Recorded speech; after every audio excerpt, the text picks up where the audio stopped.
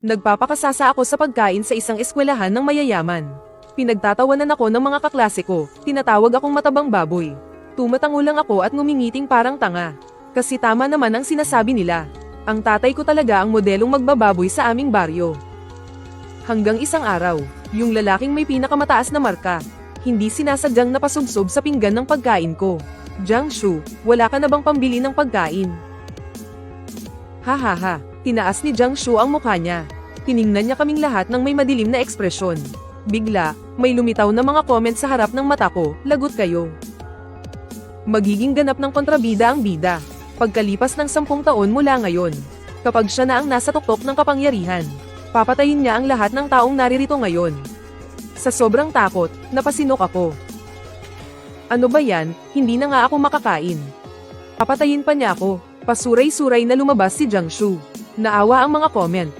Kawawa naman si baby male lead. Dahil sa pambubuli, nagkaroon siya ng anorexia.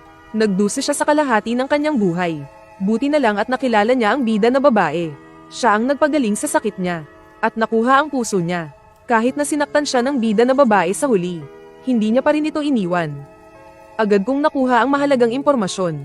Ibig sabihin, kapag nagamot ang anorexia niya, hindi na ako mamamatay. Kaya agad akong tumawag sa telepono. Hello, Dad, tumatanggap ka ba ng order? May taas na 1.8 meters. At bigat na 50 kilo isang payat na baboy. Ano, anak? Hindi ba't masyadong payat at mahaba yung baboy mo? Ay, mali po nang sabi. Mali po, hindi po baboy, tao po.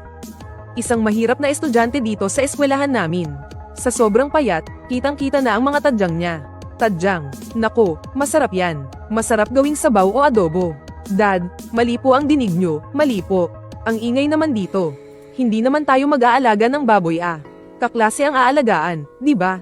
Walang problema, iuwi mo siya dito sa bahay. Sinisigurado ni Papa, palalakihin niya yan hanggang 200 kilo, tamang-tama para ilabas sa kulungan. Nang makuha ko ang oo ni Papa, nakahinga ako ng maluwag. Nandyan naman si Papa. Siguradong magagamot na ang anorexia ni Jiangshu. Kapag gumaling na yun, hindi ko na kailangang mamatay. Kaya naman, kumari pa ako ng takbo para habulin si Jiangshu. Hoy, kaklase, gusto mong kumain sa bahay namin? Dahan-daang lumingon si Jiangshu na para ng tuyong isda sa kapayatan. Yung school uniform niya, may sabaw pa ng ulam mula sa baunan ko. Blanco ang tingin niya. Ano na namang bagong kalokohan to? Teka, mali ka nang iniisip, hindi ko sila kasama. Nakita ko lang kasi na medyo payat ka. Gusto sana kitang imbitahan na kumain sa bahay. Jiangshu, promise, sobrang bango talaga ng pagkain sa amin. Kung ayaw mong maniwala, amuyin mo yung damit mo.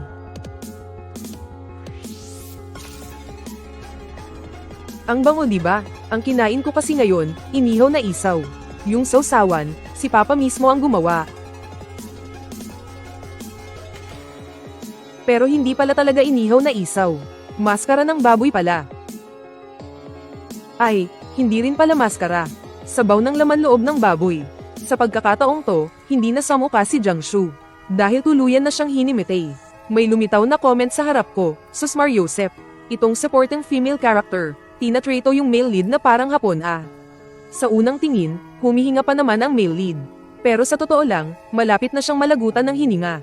Sinadya to ng masamang supporting character na to, no? Alam na alam niyang baboy ang pinakakinasusuklaman ng male lead. Pero panay pa rin ang banggit niya. Ano to, bagong paraan ng pambubuli sa school. Dahil sa sama ng loob, tinawagan ko si Papa. Pagkasagot pa lang sa tawag, hindi ko na napigil ang maiyak. Pa, may taong galit sa baboy. Ang cute-cute kaya ng mga baboy. Paano mo naman magagawang kamuhian ang mga baboy? Pagkatapos kong umiyak, napansin kong si Jiangshu, nakahimatay pa rin sa sahig. Kaya mag-isa ko siyang binuhat. May isang mabait na kaklaseng lalaki na lumapit para tanungin kung kailangan ko ng tulong. Pero bago pa siya makapagsalita, pinasan ko na si Jiangshu. At tinimbang-timbang ko pa siya. Ang ganya nga talaga. Siguro mga lampas lang ng kaunti sa 50 kilo. At hindi ko na naman napigil ang tanungin si Xiao Likay. Bakit ang lakas-lakas mo?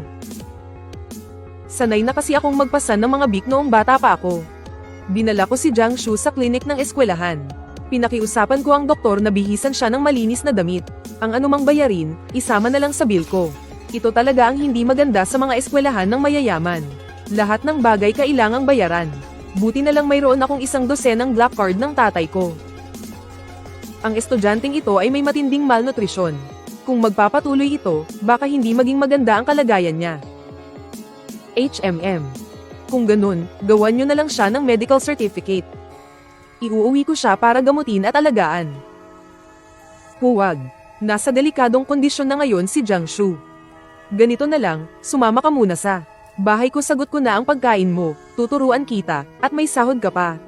Ituring mo na lang na kinukuha kitang private tutor. Puno ng pagdududa ang tingin sa akin ni Jiangshu. Maging ang doktor ng eskwelahan ay pinaalalahanan ako. Ilegal ang human trafficking at panloloko sa kapwa estudyante, ha? Kayong mga mayayaman. Hindi ba kayo mapakali kapag hindi ninyo ginagamit ang pera nyo para year-oka ng dignidad ng iba? Hindi mahigpit ang pagkakabutones ng damit niya. Sa siwang, nakita ko ang sariwang sugat sa loob. Agad kong binawi ang kamay ko. Hindi, wala akong ugaling manakit ng tao. Ang tingin sa akin ni Jiangshu ay puno ng pagtataka at kalituhan. Binibigyan mo ako ng pera. Di ba para lang magkaroon ka ng karapatang sa akin ilabas ang galit mo? O baka naman may mas masahol ka pang binabalak? Hindi ko akalain na sa pananaw pala niya. Ganito pala ang nangyari. Ano-ano na kaya ang pinagdaanan niya para maging ganito siya ngayon? Classmate Jiangshu, ang gaganda ng mga grado mo. Nagbabayad ako para i-tutor mo ako. May bahid pa rin ang pag-iingat sa mga mata ni Jiangshu. Magpakilala tayo ulit. Classmate Jiangshu. Ako si Shaolin ng Section B. Dinala ko si Jiangshu sa bahay namin. Hindi nagtagal, umuwi na rin ang papa ko. Sa leeg niya, may nakasabit na gintong kwintas na mas makapal pa sa isinusuot ng mga rapper. Nakausli pa ang dibdib, mula ulo hanggang paa, iisa lang ang sinisigaw ng itsura niya. Biglang yaman talaga ang papa ko. Kaya kapag tinatawag ako ng mga kaklase ko na anak ng biglang yaman, hindi ako sumasagot, kasi totoo naman ang sinasabi nila. Hello, I-ho, hello, sabay tapik niya ng malakas sa balikat ni Jiangshu. Dahil doon, napaubo ng sunod-sunod si Jiangshu. Jiangshu. Huwag na huwag kang magagalit, ha? Walang masamang intensyon si Papa. Medyo mabigat lang talaga ang kamay niya kapag nagalit siya. Madadagdagan ng Papa ko ang death list niya. At mawawalan ng isang bituin ang mundo ng pagbababuyan. Ayos lang. Hinayla ko ni Papa sa isang tabi at nagtanong, anak. Ni minsan, hindi ka pa nag-uwi ng kaklase sa bahay. Siya ang kauna-unahan. At lalaki pa. Tapos sa nakita kong kaba mo kanina. Huwag mong sabihin. Tama po kayo, Papa. Gusto ko po siya. Kaya dapat, alagaan niyo siyang mabuti para maging malusog, maputi at mataba. Masusunod, senyorita, pagdating sa pag-aalaga, malaki talaga ang tiwala ko kay Papa Model. Noong bata pa ang tatay ko, nag-aalaga siya ng baboy sa baryo namin. Dahil sa sobrang galing niyang mag-alaga, ang tawag sa kanya, Pig General. Yung mga naibebenta niyang baboy, walang bumababa sa 150 kilo ang timbang. Tapos, may ilang pulang manok na napadpad sa bahay. Sinabugan lang din sila ng pagkain ng tatay ko. Hindi namin namalayan, sa pag-aalaga niya. Dumami ng dumami ang mga pulang manok sa bakuran. Nung mismong araw na ipagluluto na sana ako ni tatay ng tinulang manok. May mga dumating na taga-syudad. Pero hindi raw pala sila basta-bastang pulang manok, kundi mga endangered species na golden pheasant. Yung mga manok na isa-isang namamatay kapag inaalagaan ng mga eksperto. Sa poder ng tatay ko, halos bumuo na ng isang lahi. Kaya simula noon, kung ano-ano ng hayop ang inalagaan ni tatay. Hanggang ngayon, ang pamilya namin, sa buong bansa, ay nakapagbukas na ng 12 ng malalaking zoo. Kahit yung mga pinakamahihirap alaga ang hayop, napalaki niya. Kaya imposibleng hindi ko mapataba ang isang tulad ni Jiangshu. Sa isip ni Jiangshu, siya ang private tutor ko. At para sa kanya, kung tumanggap ka ng bayad, dapat gawin mo ng maayos ang trabaho mo. Kaya naman inilatag niya ang mga libro sa hapagkainan. Handa na sana siyang turuan ako. Habang hindi siya nakatingin, dahan-dahan kong inilipat sa tabi ang mga test paper at libro niya. Paglingon ni Jiangshu, nakita niyang wala na kahit isang test paper na kalalagay lang niya. Agad akong nagpaliwanag na sa bahay namin. Ang hapagkainan ang pinakasagradong lugar. Kaya hindi ito pwedeng madungisan ng mga makamundong bagay tulad ng libro at test paper. Ang weird ng palusot ko. Kaya naman tinitigan ako ni Jiang Shu ng matagal. Bago pa siya makakuha ng bagong test paper. Nagsimula ng maghain ng pagkain si tatay. Sa kaliwang kamay niya, isang plangga ng longjing shrimp. Sa kanan naman, isang plangga ng braised shark's fin. Habang sumisigaw ng, kain na. At inilapag ang mga ulam sa mesa. Sabi ni Xiaoli, hindi ka raw mahilig sa baboy. Kaya no pork, ang handa natin ngayon. Hay, hindi ba parang sobra yatang dami ng pagkain? Sobra talaga. Siguradong natakot siya sa paraan ng paghahain ni tatay na nakalagay sa stainless steel na planggana. Magsasalita na sana ako para magpaliwanag. Pero nagsimula ng pumila ang mga kasambahay namin. Kinakalampag pa ang mga mangkok habang naghahain ng pagkain. Pakiramdam ko, natigilan si Jiang Shu. Pati ang mga live comment ay tawang-tawa. Nagkamali ng tira ang supporting character. Sa panahong ito, bawal sa bida na lalaki ang kumain ng kahit anong karne.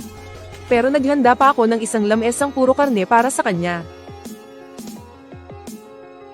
Sa buong mundo, tanging ang bida na babae lang ang makakapagpagaling sa kanya. Tumingin ako kay Papa. Naging matigas ang tingin ko, hindi tulad ng dati.